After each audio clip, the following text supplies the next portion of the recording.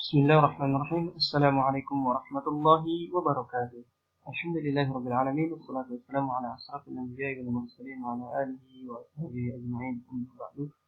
Ahibatul kiram, azani Allah wa iyyakum. Baik, berjumpa lagi saya Abdul Muhyin sebagai ketua BBO Bimbingan Belajar Online. Baik, di sini kita akan belajar kelas 3. Para peserta yang dirahmati Allah Subhanahu wa taala, di kelas akidah ini insyaallah kita akan mulai dari buku kecil yang berjudul Khudh Aqidataka min Kitab Sunnah Sahabah, yang diartikan dalam bahasa kita Indonesia. Bisa dilihat, ambillah akidahmu dari Al-Quran dan Sunnah yang sahih yang dipahami sahabat. Mudah-mudahan dengan belajar buku kecil ini akan membuka wawasan kita terkait dengan akidah kita. Apa sih akidah? Yaitu ikatan kita dengan Allah Subhanahu wa taala, pengetahuan kita terhadap Allah Subhanahu wa taala. Baik, sebelum memulai ke buku ini, maka kita di pertemuan pertama ini akan bahas mukadimah, dan insyaallah di pertemuan kali ini akan dibahas selain biografi singkat penulis, juga akan dijelaskan secara singkat terkait dengan rukun Islam dan juga rukun iman. Baik, para peserta yang dirahmati Allah Subhanahu wa taala, kita masuk ke biografi singkat penulis. Bagaimana tertera di pertama video ini, bahwa penulis buku kecil ini yaitu buku Khudh Aqidataka min Kitab Sunnah Sahabah ditulis oleh Syekh Muhammad bin Jamil Zaini, dan beliau adalah seorang ulama sunni dan penulis produktif yang sangat disegani di negara-negara barat, khususnya yang berbahasa Inggris, karena beliau banyak menulis buku dan banyak yang menerjemahkan ke dalam bahasa Inggris. Baik, para peserta yang dirahmati Allah Subhanahu wa taala, kita mengenal secara singkat riwayat hidup beliau. Baik, beliau adalah Muhammad bin Jamil Zaini. Beliau lahir di Aleppo, tepatnya di Suriah, pada tahun 1925 Masehi, kalau Hijriahnya 1344. Beliau bermadhab fikih Hanafi, dan beliau kemudian pada umur 10 tahun beliau sekolah, masuk ke sekolah asrama selama 5 tahun, dan selama itu pula beliau insyaallah sampai berhasil menghafalkan Al-Quran. Jadi beliau hafal Al-Quran di umur 8 tahun. Kemudian tidak hanya belajar Al-Quran, beliau juga belajar tafsir, kemudian sejarah Islam, nahwu, sharaf, fisika, kimia, dan bahkan beliau belajar bahasa Prancis. Baik, kemudian setelah lulusan, kemudian beliau juga kuliah di Aleppo, dan setelah lulus beliau mengajar. Berarti ini menunjukkan bahwa beliau pintar dan cerdas, sehingga setelah lulus diperintahkan untuk mengajar di sana, yaitu pada tahun 1948. Kemudian beliau juga salah satu yang mendapatkan kesempatan untuk mengajar di Darul Mu'allim. Beliau mendapatkan kesempatan untuk mengajar di Al-Azhar. Akan tetapi beliau ketika itu qadarullah sakit dan tidak bisa pergi. Akhirnya beliau mengajar di Darul Mu'allim hingga sampai 29 tahun. Di suatu kesempatan beliau pergi umroh, dan di sana beliau berkenalan dengan Syekh bin Baz, beliau ditawari untuk mengajar di Masjidil Haram selama musim haji. Akhirnya beliau mengajar selama musim haji, tapi ternyata tugas mengajarnya tidak sampai di sini. Kemudian beliau setelah berakhirnya musim haji, beliau malah dikirim ke Yordania dan mengajar di sana. Bahkan beliau merangkap sebagai imam, khatib, dan juga guru Al-Quran. Beliau selama di Yordania juga sambil berdakwah Islam di sana. Kemudian beliau mendapatkan kabar pada bulan Ramadan yaitu tahun 1400 Hijriah, beliau mendapatkan kabar bahwasanya di Darul Hadis Khairiyah Mekah membutuhkan pengajar, hingga beliau menawarkan dirinya untuk mengajar di sana atas tazkiyahnya Syekh Abdul Mubarak.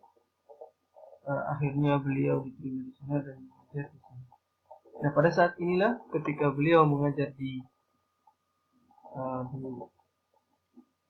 Makkah ini, beliau mulai menulis risalah-risalahnya, dan bahkan buku-bukunya sangat disegani atau digunakan oleh para pembaca, bahkan banyak yang menerjemahkannya. Baik, di antara karya-karya beliau adalah yang kita akan pelajari ini, yaitu Qidataka min Kitabis Sunnah. Ini udah banyak yang menerjemahkannya.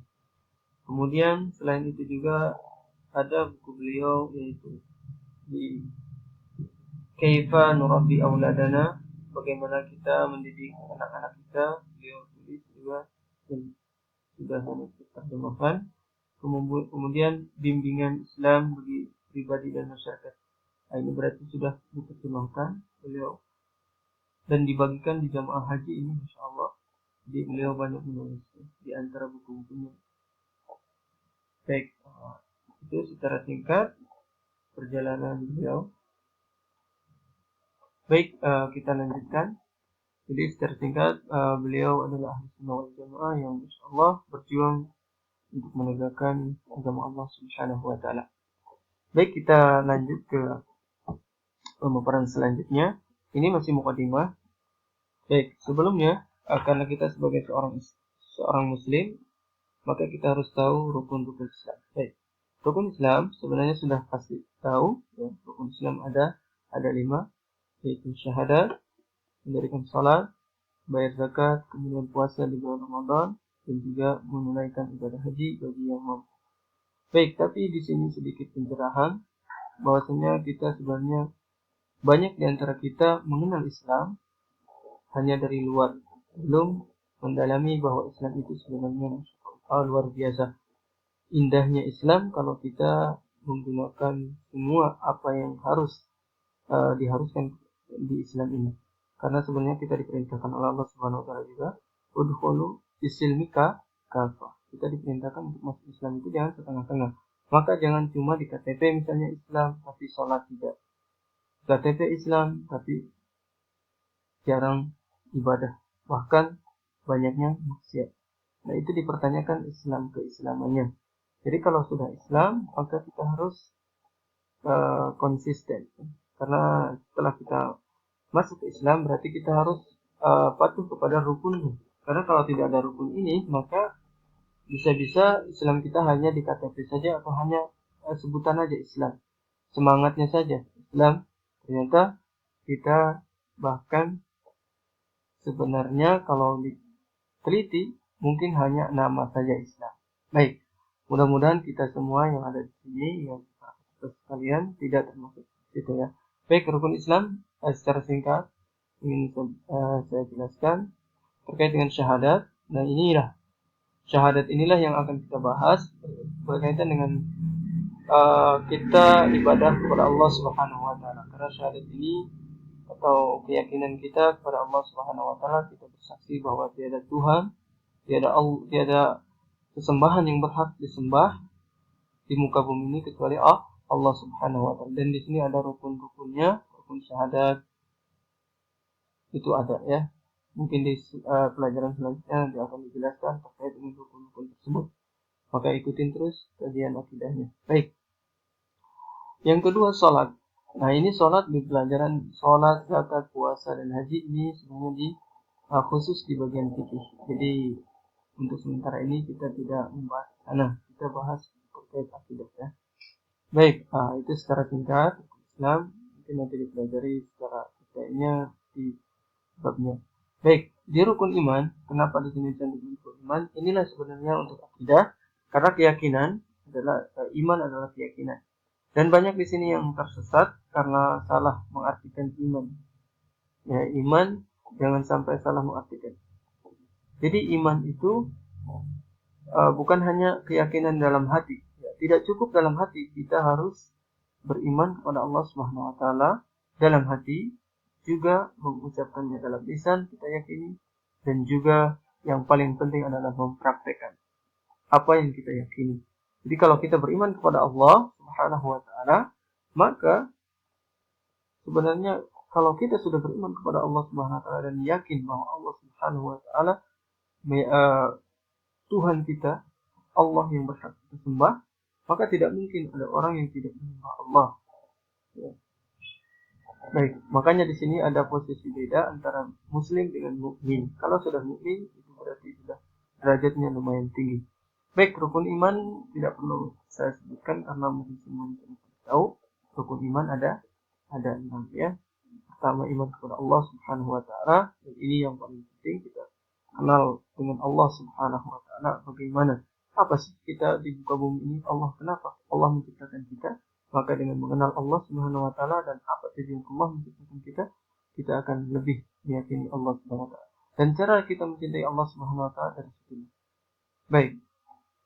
Kemudian yang kedua, beriman kepada para malaikat. Di sini banyak hikmahnya kalau kita beriman yakin bahwa sesungguhnya Allah Subhanahu wa taala memiliki malaikat-malaikat atau tentara-tentara Allah Subhanahu wa taala yang selalu mengawasi kita, selalu mencatat apa yang kita lakukan, baik kita terlihat oleh manusia ataupun tidak, karena Allah Subhanahu wa taala memiliki bala tentara, yaitu para malaikat. Dan kalau kita yakin, insyaallah kita akan terhindar dari berbuat maksiat kepada Allah Subhanahu wa taala. Baik, yang ketiga yaitu beriman kepada kitab Allah Subhanahu wa taala yang mungkin sangat fenomena, yang 4 kitab, Zabur, Taurat, Injil, dan juga Al-Quran. Tapi yang untuk sekarang ini kita beriman lebih kepada Al-Quran dan Sunnah. Bukan berarti kita tidak beriman kepada kitab yang lain. Akan tetapi karena kitab yang lain sudah disempurnakan di Al-Quran.